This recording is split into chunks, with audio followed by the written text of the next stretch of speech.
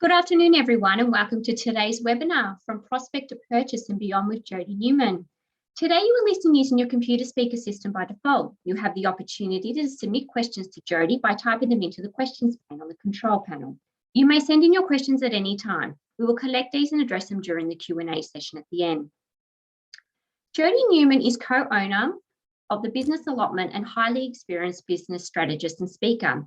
She has worked with businesses of all sizes in the allotment for over 17 years to put ideas, practical strategy and support at the heart of what they do, to help them grow with programs such as Get Growing or the popular bite-sized and high-impact seedling sessions.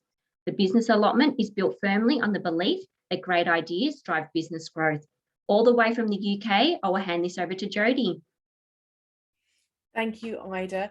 Thank you for inviting me along. It's a pleasure to be here. Good afternoon, everybody. Yes, today we're going to be talking about some very simple tools to help you get your prospects to purchase and beyond. And I work with my clients to really pare down everything that needs doing to its very simplest and most creative way of doing things. I think whatever size of business you are, there is always resource issue, budget issue, time issue, and hopefully these tools today will give you a really simple and effective way of creating traffic into your business. So as Ida very kindly introduced me, my allotment has been going for 17 years. I work with businesses big and small, and my watchwords are always being as creative, practical and simple as possible. And we're all business owners. We need to get stuff done and make it effective. So hopefully these tools today will do just that for your businesses. So we're gonna launch straight in.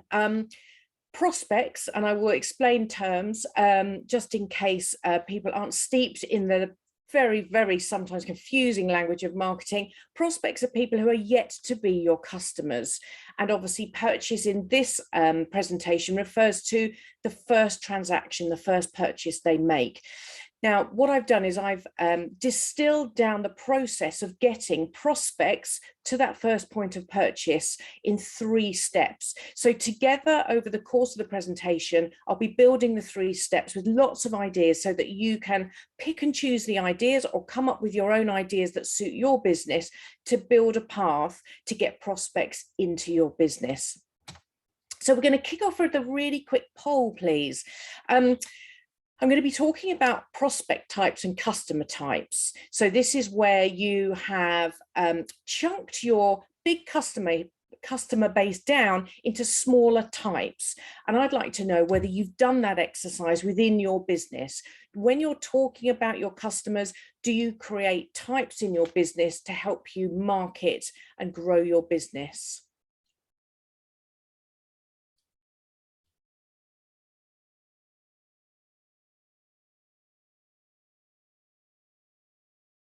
Okay, so the results are coming up. Fantastic. So we are in a really good place here. The majority of you have done some of this work. For those who said no, don't worry about it. It is a simple process to do. It's about managing your customer base and your prospect base, so those people you want in your business, by creating commonalities within each pot of customers. That might be geography. You might have overseas customers. You might have customers sorted by expenditure. You might have them done by type of product that they buy. You might do it by size of business.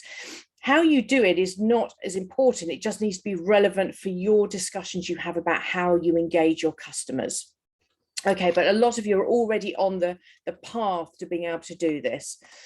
So first of all, define your prospect types. Some of them will be identical to your customer types. You'll have events agencies as a customer type, for example. You will also have that as your prospect type because you want more of them in. You might also have types of businesses and clients you don't work with yet, completely different to your customer base, that you want in your business. So the first exercise to do is define the prospect type that you want in your business, and then using sales data, your own experience of who buys what are they going to be typically buying from you in that first instance.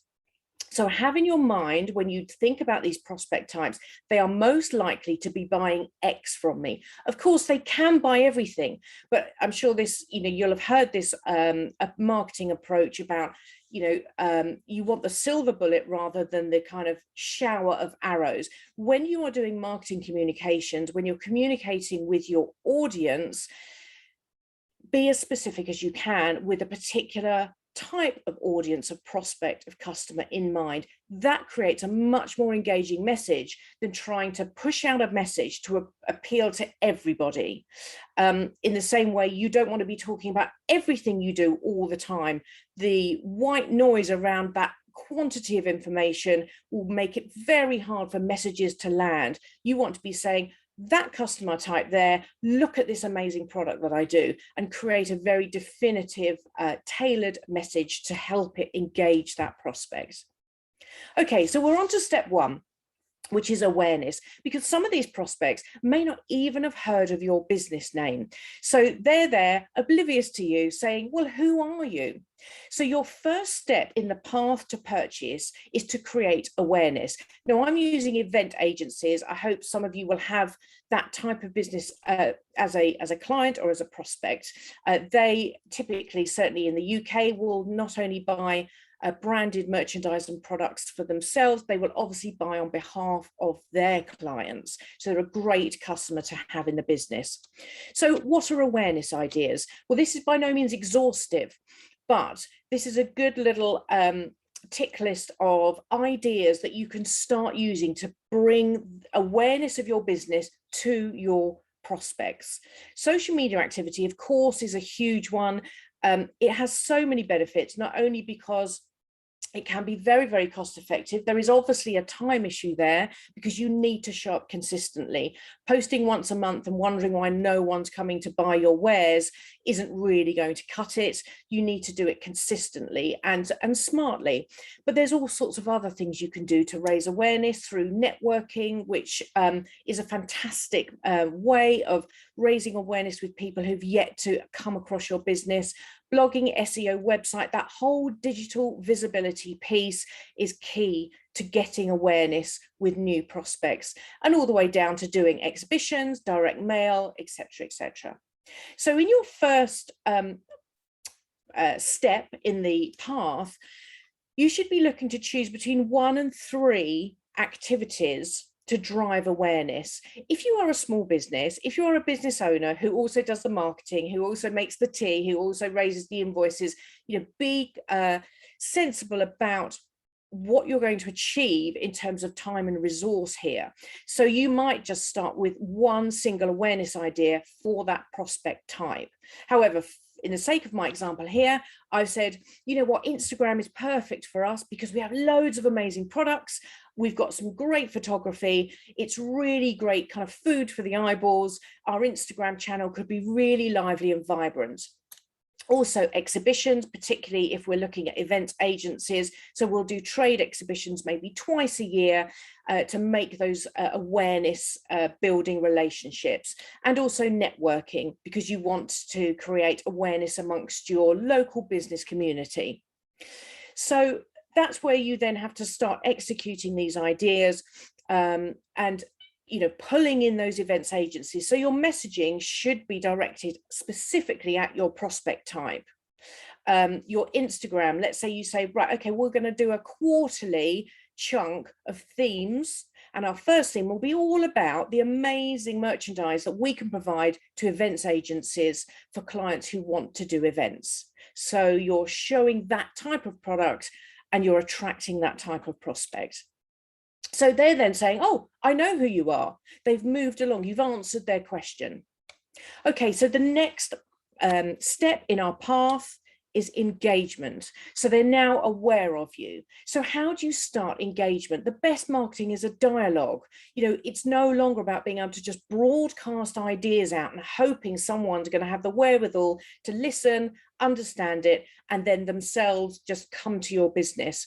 It's about creating that dialogue and relationship with your prospects, because they're now saying, well, why should I choose you?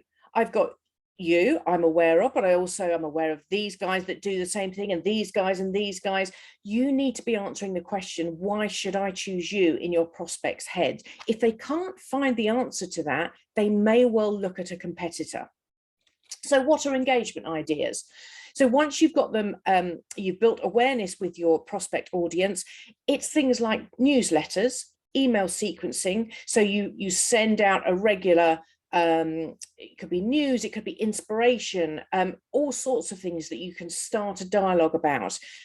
Webinars such as, this is a great way of building engagement, because you're going to ask people off the back of your webinars to start talking to you and engaging with you.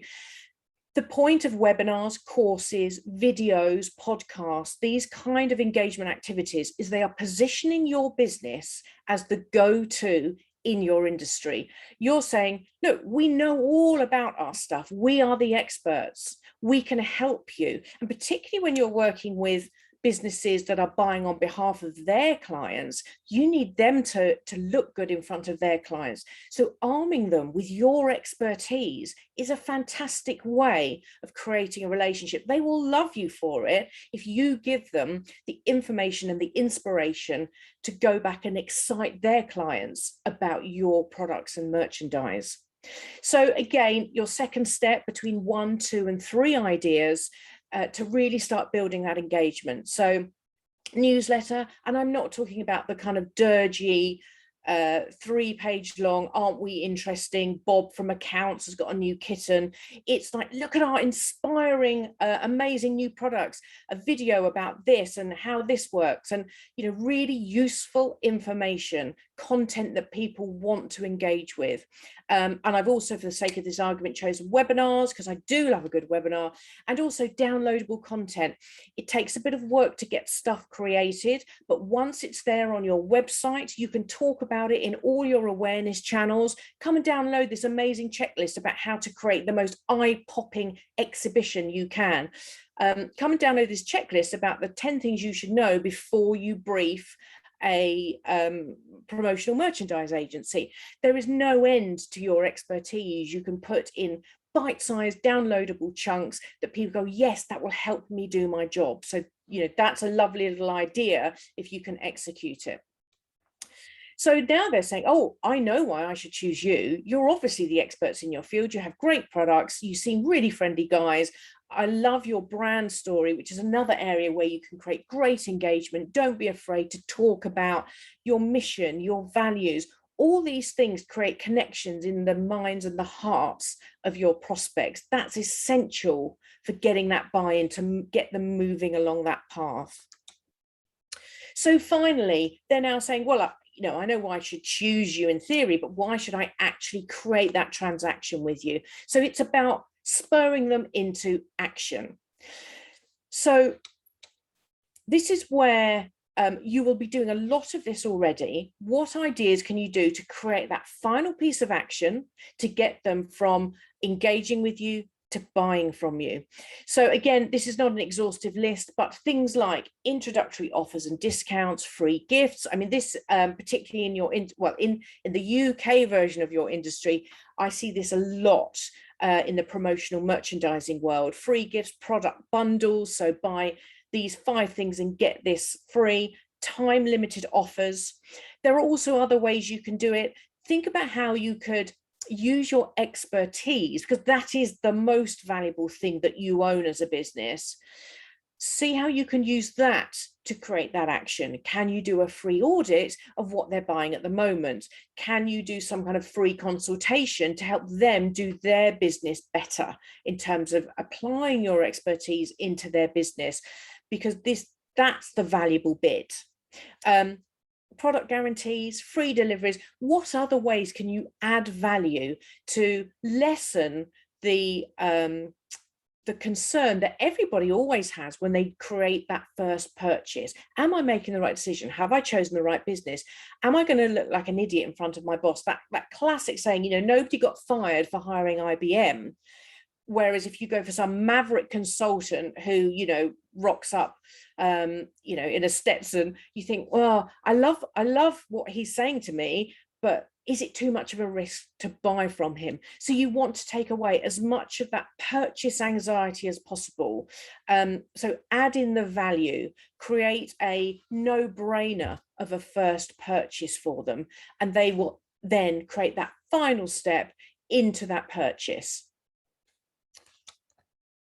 So there we have your full prospect to purchase path. So they've made their first purchase, your service is amazing, everything went smoothly, touch wood. So they are now saying, I made the right decision to purchase. And you can ask for no more than a delighted first-time customer. And we're going to go on to see how you can maintain that relationship. But that is prospect to purchase in a nutshell. I think that if you can do one idea in each of those steps, awareness, engagement, action, do it consistently, be as creative as you can with your content and the way that you deliver all of these actionable ideas, then you will create momentum from your prospect type into that first purchase. And the 3 words at the bottom, obviously anybody who does any marketing knows, it's about measurement. You don't know, certainly if you're doing multiple ideas in each step, what is the thing that's making the difference? So in the awareness, for example, I will monitor my Instagram. Well, how many of my customers have come via that channel? How many of my exhibition contacts have made it through via engagement and action into my first purchase? If you know that only 2 have come and you've spent $5,000 creating your exhibition, then that needs to be stripped out and another idea tested in its place. So you can then adapt. You can adapt your awareness strategy to really kind of pump up what's working, get rid of the stuff that's not delivering for you, and then create more action. And what you want to do ideally is for all your key prospect types, create a path for each of them. Now, some of them will be pretty much identical. So you could have several prospect types feeding into one path. But ideally, you will have a prospect type and a specific type of purchase they make, create a plan for that prospect type, and then execute it. And if that feels a bit overwhelming to have several paths, just start with one. Right, okay, so we'll have another poll just to wrap this up, because this came up when I've done this topic before. I'd be fascinated to know whether you use discounts, time-limited offers, or similar kind of tactics as part of your marketing approach.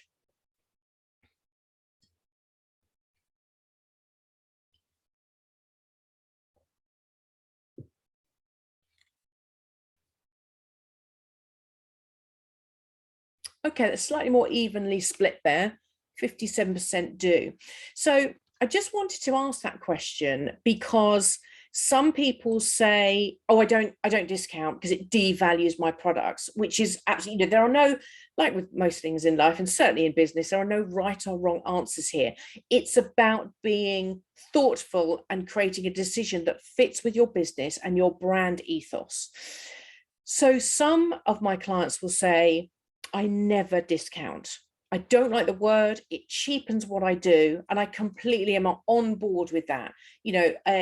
A free product on your first purchase. Some people say, well, I'm just, my margins are tight enough. I really don't need any more pressure on my margins. Time-limited offers can be super effective. Buy this, it's on offer for a week. Do this by the end of the month. Lots of companies do use that. A lot of companies feel it puts too much pressure on the prospect, on the person, on the potential customer, and it gives off the wrong signals. I think it's about managing your margins, understanding what works for your brand. If you are the ethical promotional products company, and yet you are forever pushing out time-limited offers and buy this and get this, and it kind of does slightly go against the grain of your brand proposition. So I do think that whatever decisions you make about creating action into that first purchase, make sure that they work for your business both commercially and from a brand perspective. there are ways of doing it, and it is about language. I work a lot with businesses about how they tell their brand story, and language obviously is a key part of that, and being specific about the words you use can make the difference. So for example, in the business allotment, I don't use the language of discounting. I also feel it can cheapen the value of what you are doing. However, I run a membership club and they get preferential rates on my one-to-one work. I mean, it's a discount. In any other name, that is a discount. But it's the language that I use that keeps the value intact. So however you want to package that up, it can be an extremely effective way of creating action. So don't dismiss it out of hand. I think we all intellectually like to think that we don't respond to freebies, to time pressured offers, to discounts. And I can guarantee that pretty much all of us do. However much we would like to intellectually feel that we are not affected by any of these kind of glittery carrots that are dangled in front of us, I think a lot of us are. So it is something to discuss with your team, to think about, to look at the margins and see how you want to manage that. Okay, so that is the prospect to purchase tool. Hopefully that's given you some ideas about how to create that momentum of prospects into your business. There will be a chance at the end, as Ida said, to pop any questions in the Q&A box. Really happy to answer them. We can come back to it if we need to. So you've got your customer in, they're happy. The prospect to purchase path has done what it was set out to do. So what I see certainly a lot of small businesses where there isn't a lot of resource to do customer nurture and customer relationship building is you get to that point, the customer's in, and then you go back out and create focus on your prospects again, because you need obviously to keep business coming in. However, that poor customer that's been left at the beginning of their journey with your business needs some nurture. Also, you've spent all this time and effort getting them into the business. In order to make that pay, because there is definitely time and money being spent on your prospect to purchase path, how do you make that investment pay for itself and, kind of create profit as the relationship with that client continues? So this is where the purchase chain comes in, or how do we keep our customers coming back? So again, I've tried to distill this down so that it's a few simple steps that you can take, that you can plot out and refer to. So once you've done the thinking around it, it can become part of your business as usual approach. So I'm sticking with events agencies just for the sake of the example. We know that their first transaction was the exhibition merchandise. They bought a bundle of pop-up stands, of tote bags, of pens on behalf of one of their clients. So the value of that, apologies, that's in UK sterling, and that is a complete guess because I'm not a promotional merchandiser. Let's say their exhibition merchandise was £400. Now, you can obviously create that from actual sales data. Also, anecdotally, you'll know roughly if people are buying exhibition merchandise, the average value of one of those orders. And plot the time on your purchase chain. This is their first transaction, so that is month 1. Now, your next thought should be, okay, so what are they going to buy next? What do I want them to create purchase around? Which part of my products or services naturally falls as their second time of buying from me? So let's say, for the sake of argument, you create amazing pop-up sampling stations for businesses who want to go out. Let's put the pandemic to one side for a minute. Create events, festivals. They have you've got amazing sampling stations that are transportable. They pop up, branded, do the job, fold down again. You think actually our events agencies, they'd love these. They could sell them to their clients every day because they're such a great product. So how do we get them from that first purchase to that second purchase? with momentum messaging. This is messaging to create momentum into the second purchase. It might be staged. Immediately after that first purchase, you might say, thanks for your order, send them a little box of personalized sweets. That's a thank you. I mean, the cynics would say it's a bribe. I would call it a thank you. It's personalized, potentially. It's a lovely little packaged box of a few sweets. Cost-wise, it doesn't cost you particularly a lot of money, but it's showcasing another product. It's getting your products back into the hands of your customer. And there's, your promotional products and merchandise people, you don't need to be told that having a product in a customer's hands makes it so much more likely that they're going to purchase. They're going to feel all warm and lovely because they've been thanked for their purchase. And you might also say, hey, why don't you sign up to our events inspiration newsletter? Not news of our business, because no one's particularly interested. It's, we're going to send you loads of inspiration. It's all going to be lovely photographs of really interesting products and merchandise that you might want. So you're prompting them on to carry on the engagement. Then you might follow up with a postcard with an offer on for the pop-up sampling stations. So it's like any dialogue, like any relationship building. It's not all one-way selling and pushing ideas on the other person. It's a bit of a reciprocal, well, thank you, here's a little thank you gift, we really appreciate your custom, and then actually, have you seen these, because they're fantastic and could work really well for your clients. So that's all the momentum messaging is. It's one or two things that you communicate to your customer types, and this might go out monthly to everybody who's done that first purchase of exhibition merchandise, or that actually might be momentum messaging that you have for every single new client, regardless of what they buy. So that is one kind of loop of your purchase chain. And then it's just a question of repeating the thinking to create the full chain. So the pop-up sampling stations, they're very compliant, these clients. They keep buying exactly what I want them to buy. They bought the pop-up sampling stations. That was £1,000 value on that order. They bought that in month 3. What do I want them to buy next? That's the next piece of thinking. So you say, actually, they might want to buy some of my amazing branded business items for their own business. So that's what I'm going to try and create momentum towards. So perhaps it's an email follow-up. So the email might be showcasing your amazing innovative pens, diaries, USB, the whole branded business universe, and click here for a free sample. What's the call to action? What do you want them to do? Do you want them to get a sample pack? Do you want click here for a quote? Do you want to send me a brochure? It's up to you what you are asking them to do, but ask them to do something, offer them something, keep that dialogue going, keep their interest piqued.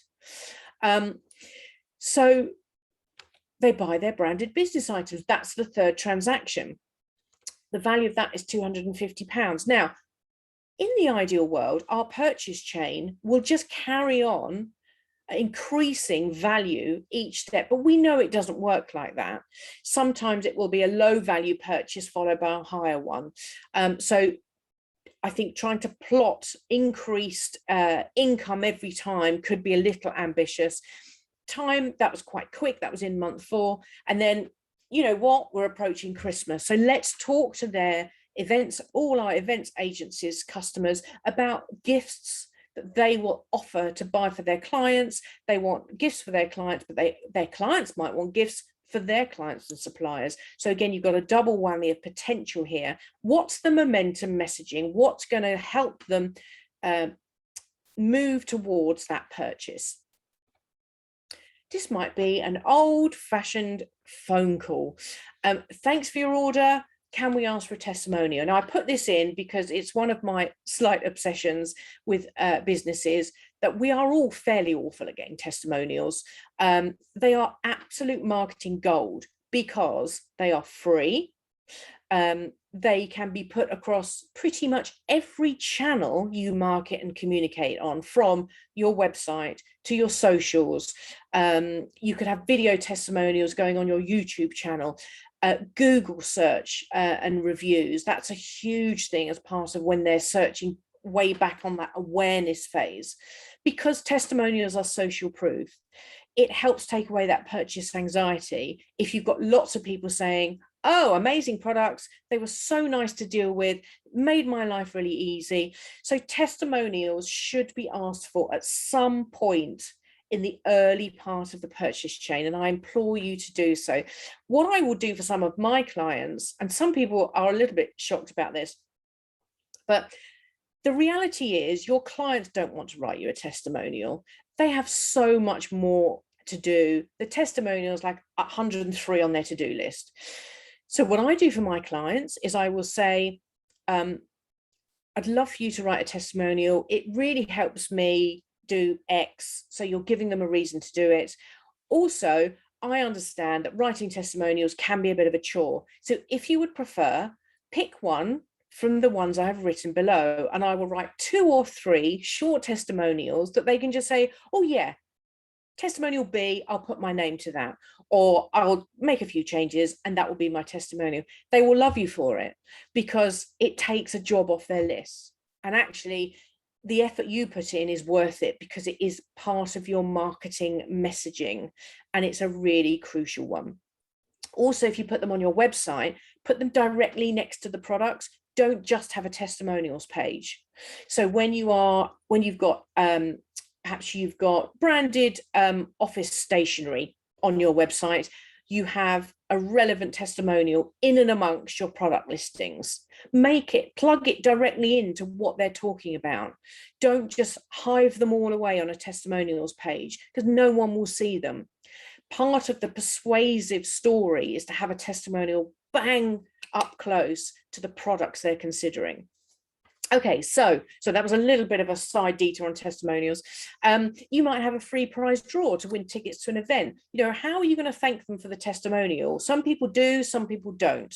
That again is your shout. And then, oh, could we send you our branded gifts guide, brochure, downloadable, interactive brochure, whatever you have about client gifts, because although it's September, obviously you need to get your orders in soon. So your momentum messaging should always, across your purchase chain, be a mixture. Don't default to email all the time. We all know how we treat emails. You know, they sink down out of view in the inbox, never to be seen again until we're so jam-packed we just delete everything that's over a month old. Maybe that's just me. So it should be a mixture of stuff. You're keeping that relationship going. Find out, you know, what works for particular clients, and, you know, and create momentum messaging through those channels. So that's the thinking. That's kind of our third iteration of the chain. Excuse me. So I'm just summarizing it here. So this is our 6-month purchase chain for this particular type of customer. You'll see the transactions there. We've got the values in. We've got the time that it takes them to create that purchase. We've got the momentum messaging. And at the end of that, we can have a really interesting look at, well, what is their potential value over the course of 6 months, 12 months. You will also, from your data, have an idea of roughly how long clients stay with you. So say your average client cycle is 5 years, because at that point your contact might leave, they might, you know, go somewhere else. So say you've got a 5-year lifespan potentially on average for that type of client. So you can work out their lifetime potential value to your business. Now that has a really sort of crystallizing effect on how much money you could be spending at the prospect to purchase stage. You might think, well, I don't want to hire someone to do my Instagram for me. That feels really expensive. But if you're thinking that in 6 months, that income from that customer is nearly £2,500, and then over the course of a year, and so on and so on, it might help you define your budget a little bit more clearly than sort of taking a punt on it. So you can work out their value. Now, I think the the thing to mention at this point is that, of course, those clients aren't going to necessarily follow those 4 stages as you have written them down. That actually isn't important. When I do this with clients, what I'll always say to them is that the fact that you have created your momentum messaging, which is a little comm strategy for your clients, this is, relationship building and retention, means that at the point at which anybody buys exhibition merchandise, you can send them momentum messaging for your pop-up sampling stations.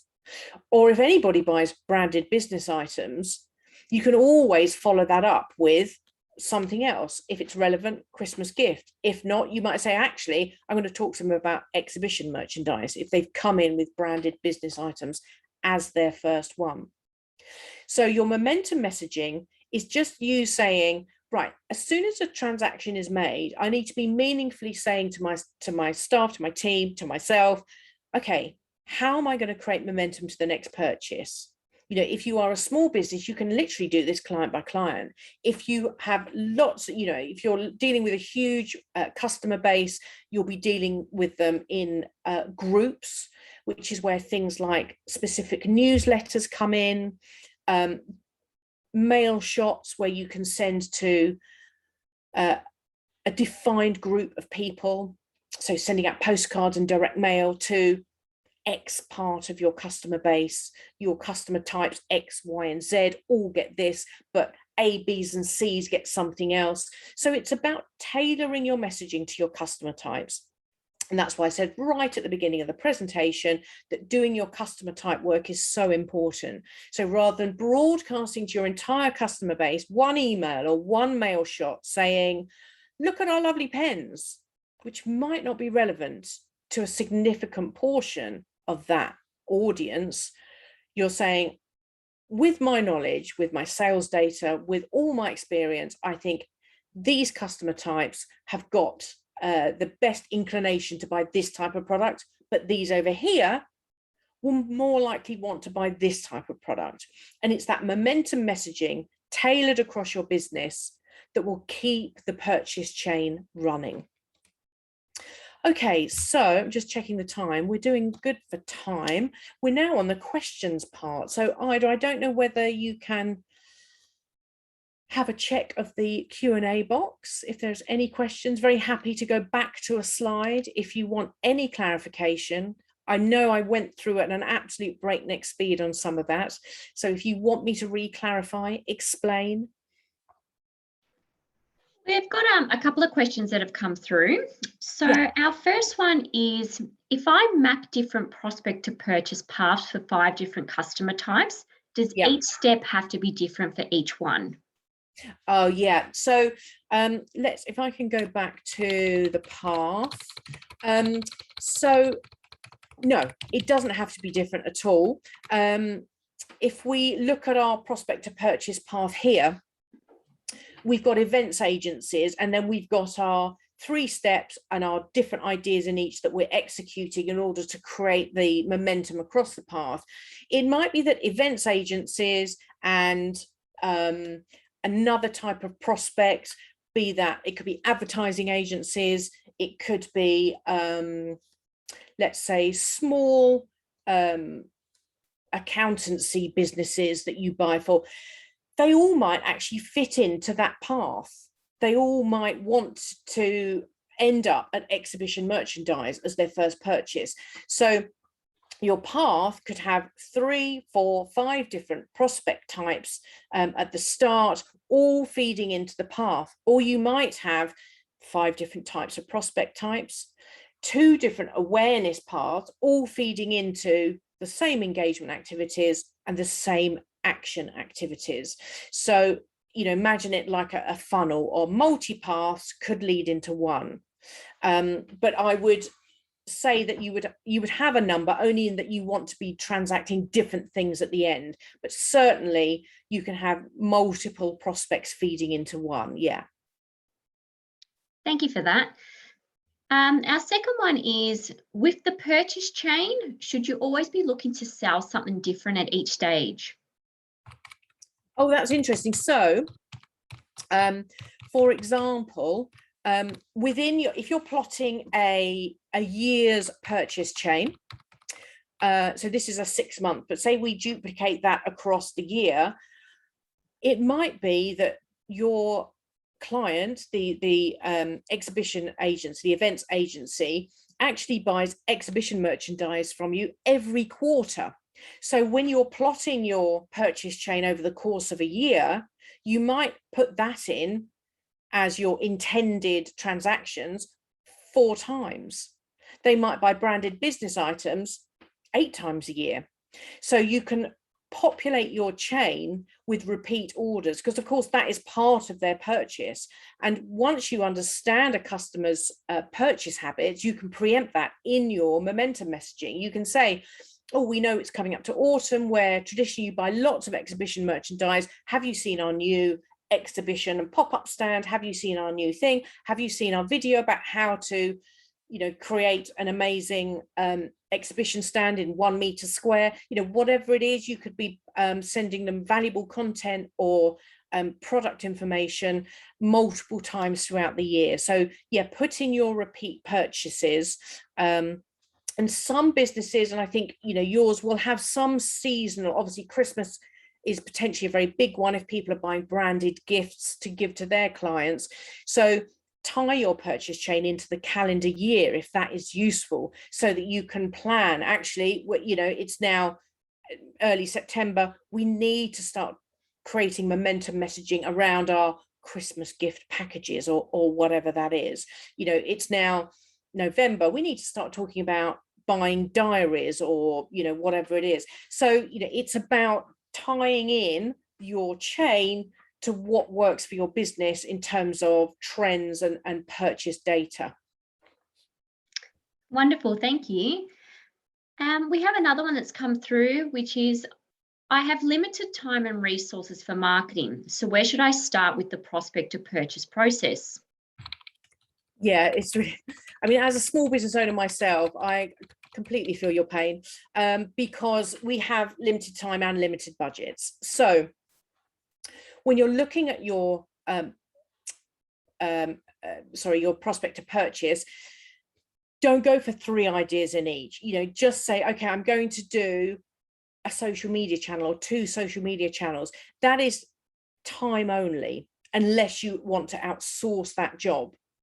So you can be smart about what you choose to create awareness and to do the. So again, the newsletter, if you are, lots of email marketing platforms are free. So again, it is a time issue. Once you get templates set up, once you spend time at the front mapping your content, and this is what I'd say to everybody, this only becomes painful when you're doing things kind of in the moment and going, oh, I need to post on Instagram. What am I going to post? Oh God, it's time for our newsletter. What on earth are we going to talk about?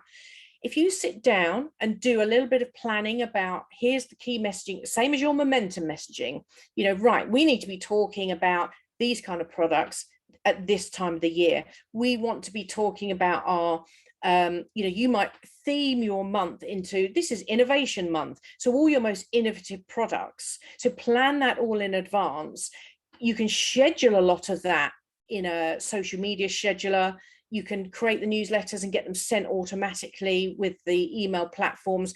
So it's about being smart about which actions you choose to execute, because a lot of them, if you can set them up, will run with a very light touch. So if you schedule all your Instagram or LinkedIn or Facebook or wherever you're going to be hanging out, building that awareness, schedule your posts in. So the time that you do have to spend, you spend it engaging, not posting, because that's how you truly start to build the dialogue and that awareness. When you're going on to, you start to follow all your prospect types on Instagram, do some work following on your social media platforms, find your ideal customers, follow them, talk to them, engage with them. Don't sell to them, you're building a relationship. So what time you do have, you can spend doing the really high value awareness and engagement stuff. And things like the downloadable content, whilst that takes some time to create, and that may be something you have to outsource. You could get a copywriter and a designer to come up with a suite of downloadable, really rich in content and insight pieces. Once they're there, they're evergreen. They'll be downloaded ad infinitum forevermore.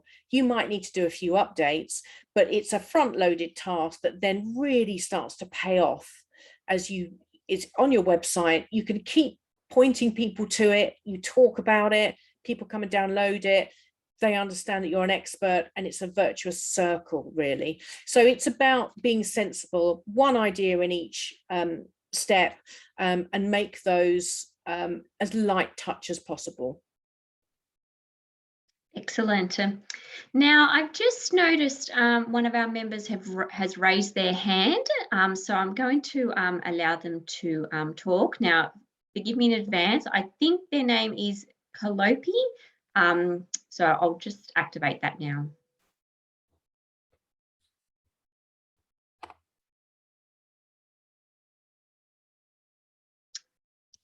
I believe they're muted. Did you want to unmute yourself?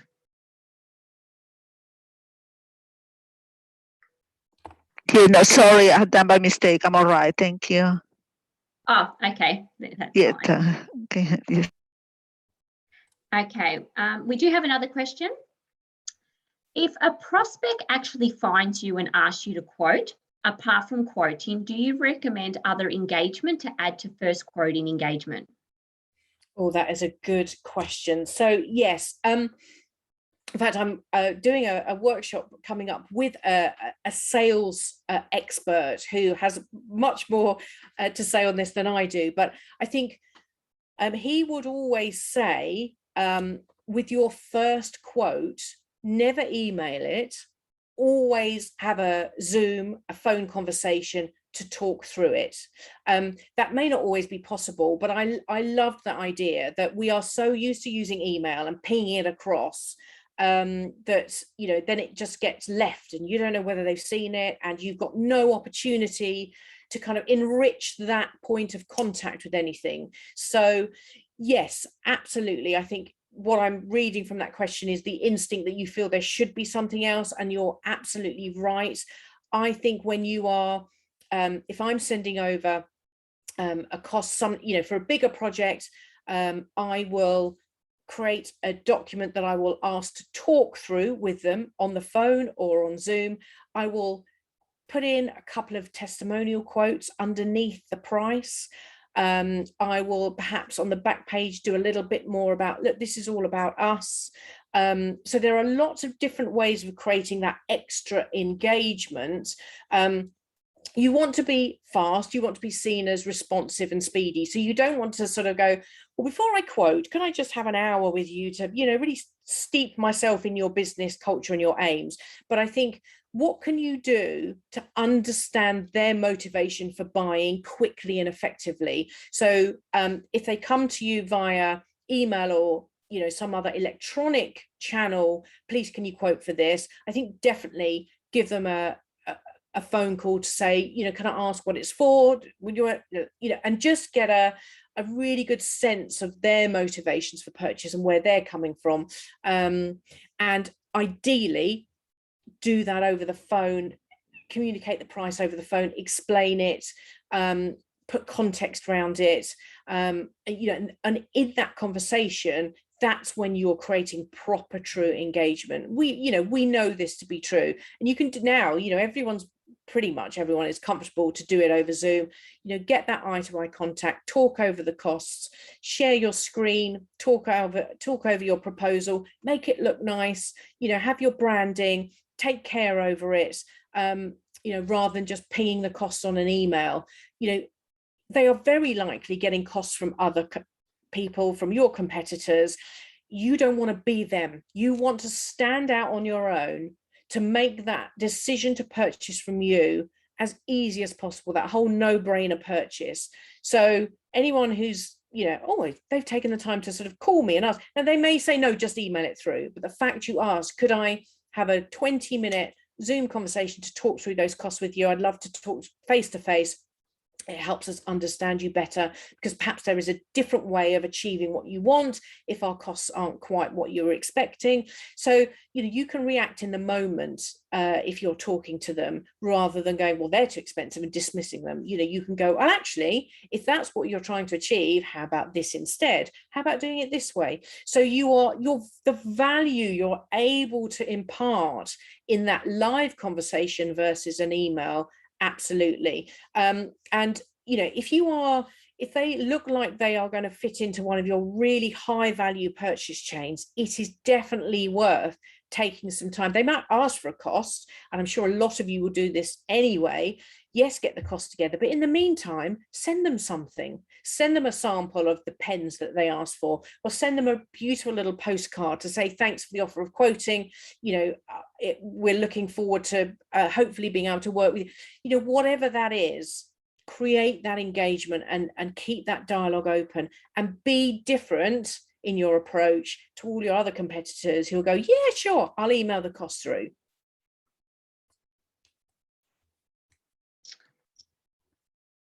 Wonderful. Thank you for answering that question. So it seems that was our last question. Super. So on behalf, sorry, where am I going now? So thank you, Jodie, for this fantastic presentation. I'm presuming that concludes your webinar.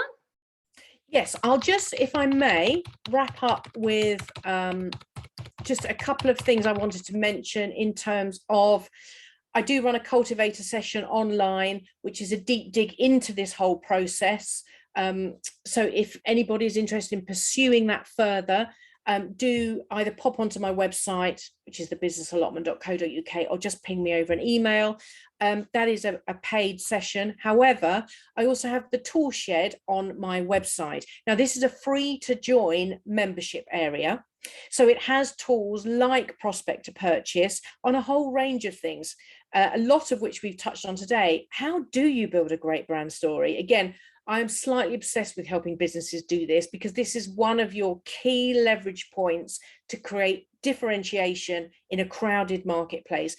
And I know that, promotional products and merchandising is a crowded marketplace, as is my own industry. And it's about creating a story that really stands out. So there's lots of tools like that, how to be more creative in your business, and that is completely free to join. It's your name and your email is all I ask for. I don't need your inside leg measurement, when you were born, any of that. Very quick to join. So if you do fancy accessing some of my other tools, of course, help yourself. I'd be thrilled if you do join. And then finally, if you'd like to connect on LinkedIn, if you have other questions about the seminar, if you have questions about anything else, if you hold your camera phone up to that QR code, fingers crossed, I'm not a tech wizard, but that should take you to my LinkedIn profile. And I would love to connect. If you have any feedback about today's webinar, do pop me a message over on LinkedIn, or you can type that in the old-fashioned way. The address is there. And so I really just want to say thank you all for your time, and I really hope that's been useful for yourselves. Lovely. Thank you so much, Jodie. Over the coming days, you'll receive a follow-up email with a link to view today's recording, the PowerPoint presentation, and other relevant information. I would also include Jodie's contact details as part of that email. On behalf of Jodie and APPA, thank you for all our participants in joining us today, and I hope you all have a lovely evening. Thank you once again, Jodie. Thank you.